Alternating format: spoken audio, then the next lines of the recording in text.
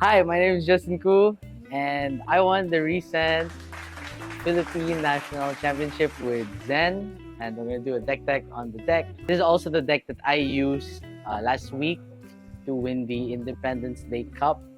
Shout out to the ZEN Research Division. So I won with ZEN. There were 4 of us coming up to nationals that were testing ZEN and trying to figure out the best 80. The deck did, our 80 did very well. We had people placed at 19, 9th, 2nd, and 1st. So all 4 people who played this 80 with the sideboard guide that I made, they all did pretty well, all 4 of them. So I'm pretty proud of this 80. At the same time, I'm kind of ashamed of it a little too, because there's a lot of 2-ofs, a lot of 1-ofs, and I'm not a fan of that, but it felt like that was the only way to make everything I wanted in the deck fit. So you'll see later that the deck composition is not very clean, but I like it. Let's start with the equipment. It's the standard ZEN 5 that everybody, I think, has agreed on, which is Traverse, Shuko, Stride, Kakara, and Kasaya. These are all very good. Having 7 armor is part of what makes ZEN like really, really good, I think. Gives you the counterplay to the counterplay, right? Disruption doesn't work. You can just shove your whole armor. Then these are the sideboard equipment. We're going with AB3, Lynx, and Kodachi for Kano. Then we have Breaking Scales for Dash matchups for Tibo. Next are the cards I think that all of the ZEN lists have in common. I think these are the cards that everybody has sort of just agreed that all ZENs should run. Art of War, Red and Blue 100 Winds, Levels of Enlightenment, Ancestral Harmony, and Tiger Swipe. These are all pretty much universally in ZEN lists. We also have, we're going with the 9 Transcends and the Orion. It feels like the only games you lose are the ones where you can't find your Transcend. So just having the 9th one, even if the effect isn't that good in drop, feels like it's just worth it for consistency. Then we have the combo package, which is the Gus Waves, the Bonds, and my list is sort of an in-betweener. It's not a full Bonds combo package, but it's also not just the full no blocks. Just play Chase the Tail a couple times, or as much as you can kind of package. So what we have is 6 Gus Waves, the red and the blues, and we have 8 Bonds. So only 2 of the yellows, so 3 of the red and the blues. And then we're also running the Body Chase the Tail package, all 3 bodies, because I think it's very good, especially with Art of War and the Sacred Art, basically just the Anthem effects. I think Body is a 3 go again, 3 block card that interacts favorably with the anthems. And then we have 2 Chase the Tail. I think I'm really happy with the 2 because we wanted a way to fit in Chase the Tail because we already had bodies, but we didn't run any other Tiger generators, so we didn't want to run 3. And running 3 Chase the Tail would mean that we'd have to start running the other Tiger generators, which didn't seem as efficient. We also have 3 CNCs, 3 Mauling Keys as the enders. The Mauling Keys I really, really like. I really wish I could just run infinite Mauling Keys. I feel like the preserve target is a lot of the time, if I don't need another Bonds or a Gus Wave because I'm running out, it's usually just Mauling Key. It feels like the first time I Transcend, I'm probably going to get a Mauling Key. The first time I Bonds, it's probably going to be Mauling Key. I think this card has been really, really good. The CNCs are a really good ender for matchups where you want them to block because there's not much, you don't have a lot of on-hits as ZEN, and CNC is one of the only things that can make them block. And as a generic, it feels like you're sort of circumventing your class power budget when you use disruption in a class that sort of isn't supposed to have it. Then we have 3 Spinning Wheels are for the matchups that you just want to go fast. And then we have E-Strikes as sort of just like a glue card. This was sort of like the last 2 cards that we wanted to figure out in the deck. This slot used to be Breed Anger. We just turned it into 2 E-Strikes. We're not entirely sure if it's correct, but it felt okay. And E-strikes do help you it helps make your deck really consistent in the matchups where you can't afford for your deck to brick. And it also helps improve the Azalea matchup because you get redded, but and then you just E-strike for 7, and then it's not so bad. You don't get IP'd for so much. Other weird inclusions in the list. So we only have 2 shifting winds. A lot of the lists were either on 3 or none. We had 3 initially because I really liked it, along with 4 fluster fists, 2 blues and 2 reds. Eventually, we cut down to 2 shifting winds and then 3 fluster fists. And the split of the fluster fists is 2 red, 1 blue. It was the other way around for some time, and then somebody suggested flipping it, and I think I like the 2 reds, 1 blue. So this is what I meant with the deck being kind of a lot of 2-ofs, 1-ofs. I'm not sure if that's the correct ratio, but it did feel good, stuff I wanted to fit in. I really like the ZEN versions with shifting winds because it feels like it's another out to games that you feel like you're really behind, or games where you don't draw the big anthems, or it turns a game from probably winning because you drew your Art of War or your Harmony hit into you just win now because you have a shifting winds as well. It lets you play multiple bonds out. The typical use case for it is creating turning your tigers into gust waves. So you, in essence, turn every tiger in your hand into a bonds, depending on how many are in your graveyard. When we were running 9 bonds, I got surprised at how easy it was actually to play quadruple and quintuple bonds with shifting winds. So I've been liking it a lot. And we're still running the flusters because of the fact that we're running shifting winds. It feels like a lot of the power budget of shifting winds is in the fluster fist increase. So typically, after a shifting winds line, the fluster fists are usually around, the floor is probably like 9, 10. And then the biggest I've seen is probably somewhere around 13, 14. So it feels like if you're running shifting winds, you should probably run fluster fist because that's a lot of where the shifting winds power comes from. Basically, it's turning tigers from 0 into 4 or 3, depending on which color of bonds is left, and then it turns the fluster fist into something gigantic. We also have flick flacks for the matchups where we want to go a little slower and want to trade a bit instead of just no bloxing. Then we have 3 warmongers for Azalea, and there are also extra blues into Kano, which I find pretty useful into the matchup. So I feel like my version of the deck is less of a no blocks player handout all the time. It's closer to a block when you need to play out your really good value hands, which typically involve transcending into Mauling Key. You can play those hands out. Just know that the games you lose mostly are the ones where you don't have the time to draw Art of War. So I've been playing with that mentality and having access to the extra combo line of not just the bonds line, but also having the Chase the Tail and body lines.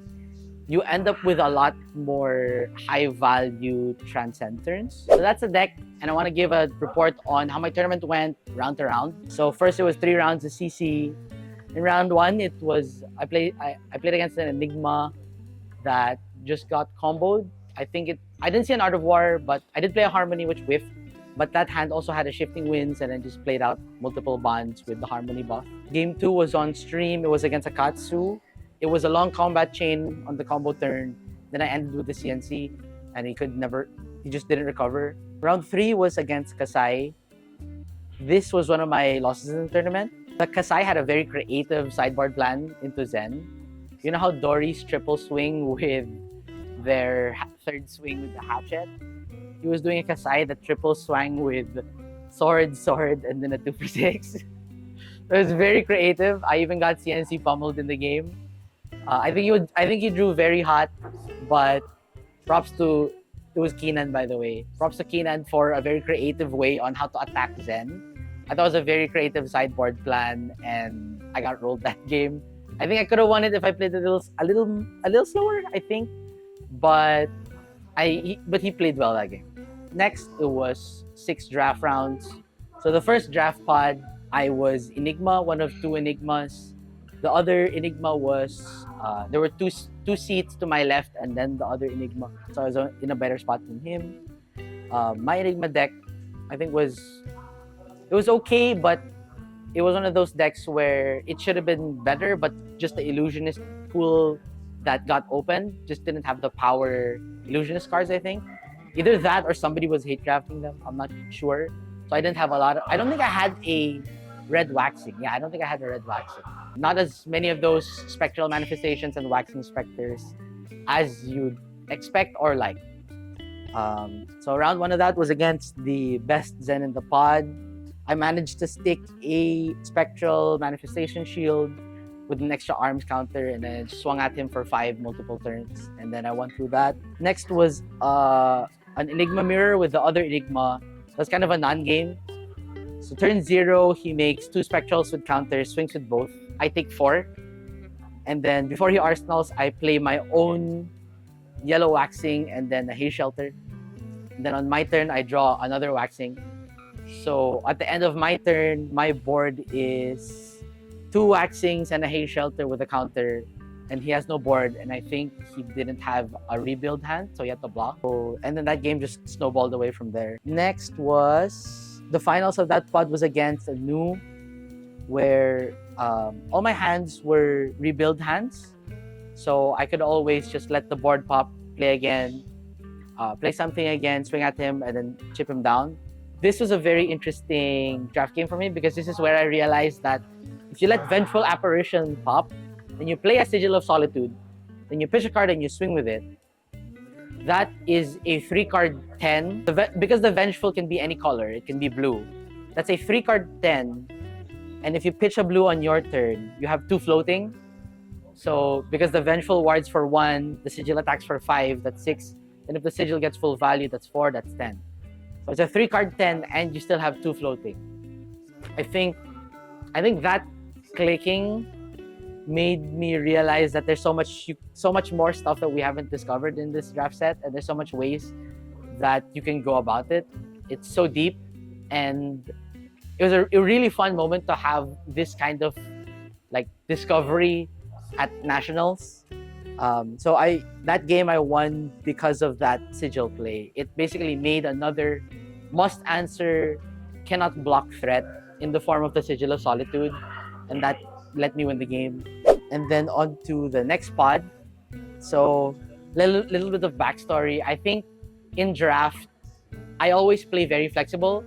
Whatever is open, I will go into, or whatever is, I will follow signals. I will try and basically get into what the table is telling me based on what's getting passed, what's not getting passed, and stuff like that. So I think I'm a pretty flexible drafter. But with how most of the drafts go, I've been joking that I'm like a flex Enigma Forcer, because in like 75% or 80% of the drafts, I end up Enigma.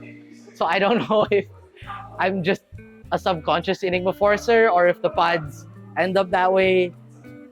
I don't know. So in pod 2, I can say that I pretty much forced Enigma and just got confirmed very early on in the pack, in the draft, that should have been the correct seat. So I made a call at our table basically that I think Enigma will be less drafted and Ninja will be overdrafted. So when I opened my pack and there is a Sacred Art Jade Tiger Domain, I think about it the whole pick phase, the whole time for the pick. But there is also a Red Waxing Spectre and only 2 Illusionist commons in the pack.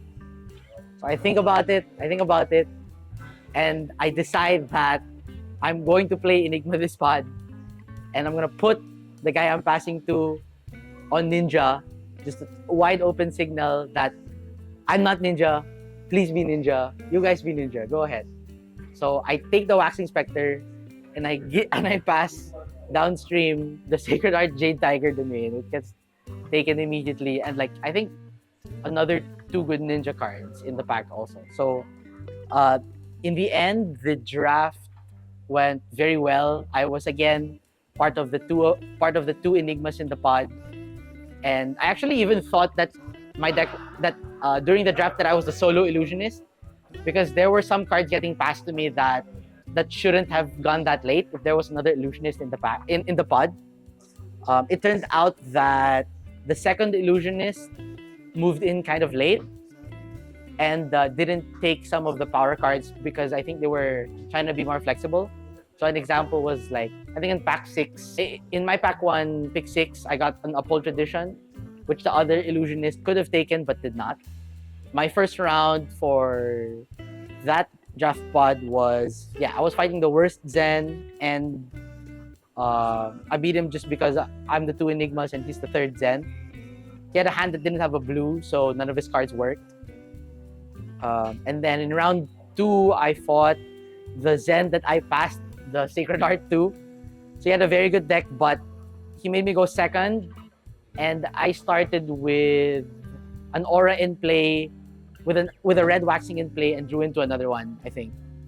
And then basically just traded very well, going second, and got him to block first. And then in the finals of the pod, I fought... It was a new, and then turn 0, he dagger attacked, and then I blocked with a Bastion, which blocked both daggers, blocked their stealth attack with a card. Then as they were gonna pass with my remaining 2 cards, it was a waxing on their turn, and then I just maintained my board for a while. He got a pick one turn. Yeah, he got a pick for about 5 value. I think I had 5 wards, but it didn't matter because I was just so ahead.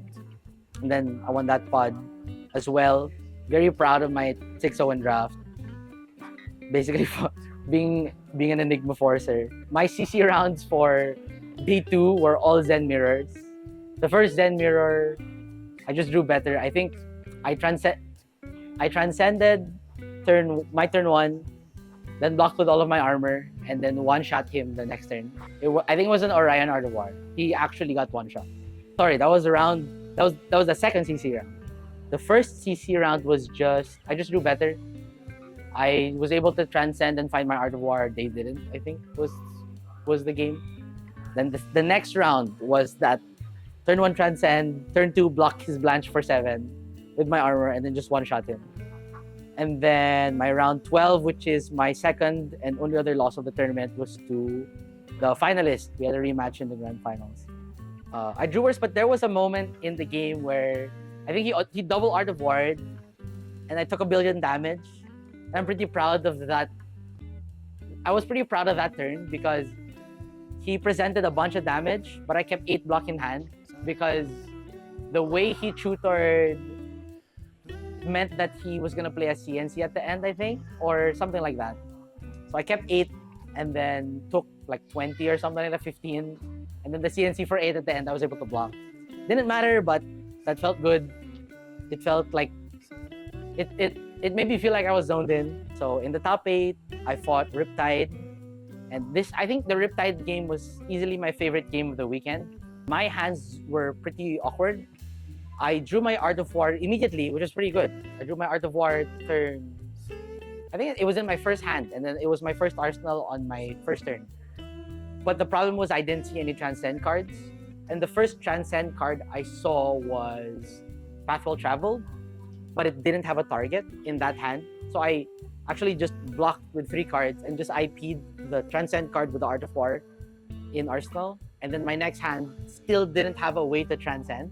Actually, it was so awkward where I had to just keep blocking because none of the hands were worth taking damage for. Eventually I'm able to play the Art of War, and can transcend with the cards in my hand. And then I start my turn, then I get collapsing. So the first playable turn, I get collapsing, but at least I get a chi in my deck. And then about halfway through the game, I realized that because of the sequence of my deck, I had to block with a lot of my good reds, like 2 of my red bonds, all of my aspect bodies. So my deck was actually running out. So now fatigue was actually a problem because of how I was playing. So that made the game a little more like a. I find it very challenging to combat fatigue. I I think it's a very fun puzzle. So in that game, I realized that because of how behind I was, the only way I was gonna win was Art of War, double levels, all modes. I had to set that up, so that's what I did. There was a turn where I didn't block at all. I P'd an Art of War in my hand just to wait for another piece. And the second levels came, and then that was my combo turn. It was Art of War, double levels.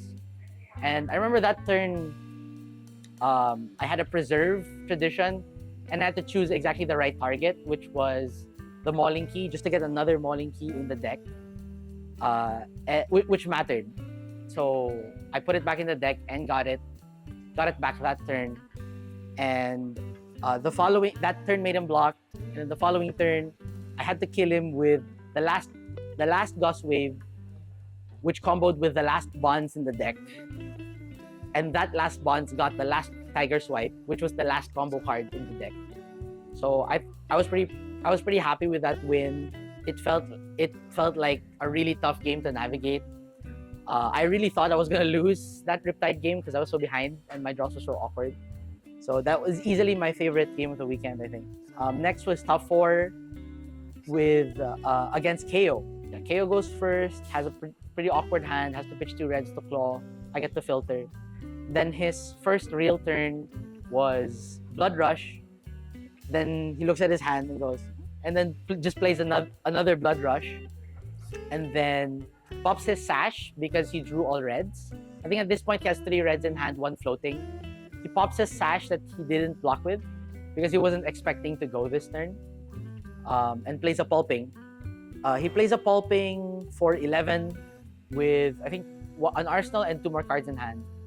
And it was a miracle because I had Flick Flack in Arsenal.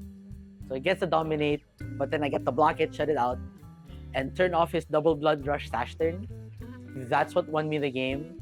But the game was still very, very close because I was playing conservatively. He drew his 3rd Blood Rush at some point as well. And that made the game super duper close. In the end, I was able to kill him with... It was an Art of War, and then my hand is 3 bonds.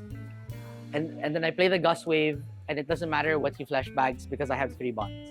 And then the finals actually was, in my opinion, the least interesting top 8 game. It was a Zen mirror. I go second, and I drew better. Yeah. Both of us didn't draw Art of War, but I drew all of the good... Yeah, oh wait, he did draw Art of War, but he Arsenaled it, and then it got CNC. So, I think I drew all of the good intermediate hands, like the Levels hands, the Transcend into a Bonds line hands, those kinds of hands. The very good value trading hands. And getting the CNC blowout on his Art of War, I think, just secured the game. Getting the CNC on his Art of War, I think, just secured the game. I feel like he could have taken damage just to protect that Art of War for sure in case the CNC was going to come. So the game might have gone different if I didn't get his Art of War, but probably not because I was so ahead. That's it for my tournament run. As for what I think about the deck, I usually don't like aggro decks, I think. I think they're too fast. But comboing with Zen, especially with the shift turns, I feel like those are the hardest micro turns to maximize in Fab. Less so without the shifting winds because it's a lot of just Gauss Wave Bonds. But with the shifting winds and 100 winds and Fluster Fists in the deck, that puzzle or that challenge of like just optimizing it, like, oh, this line does like 33. Oh, but this line does 36. I think I had a lot of fun doing that. So I think that's what made me like the deck, even though it's not typically what I like. I play the deck because I think it's very good, but I don't think I would have played it if I didn't have any fun piloting it. I think the puzzles and how dynamic your combo turns are, it's not always the same thing where it's just Gauss Wave Bonds. There's a lot of sequencing optimization with the blind draws you get with Art of War. I think are really fun to work with, where you're turn's gonna start with Art of War. But then once you draw your 2 cards, now you have to start counting your resources and seeing what you can do. The blind flips off of Harmony, the blind draws off of levels. And the fact that you can tutor a lot in a turn with bonds and your hero ability, I think it makes the deck very fun to pilot, and your combo turns feel very dynamic and not just like do the same thing every single time. Sometimes it feels like that because the best lines are similar, right? The best lines are always anthems with Gusway bonds. But the lines where it's not that make the deck very fun in my opinion. So that's it for my Nationals tournament run. So I think it's no secret now that Zen is the best deck in the format. I think it has the most wins first week of Nationals. It won US Nationals. So Zen's the new boogeyman, and let's see what we can come up with to beat him. Like and subscribe for more Unbox Flesh and Blood content.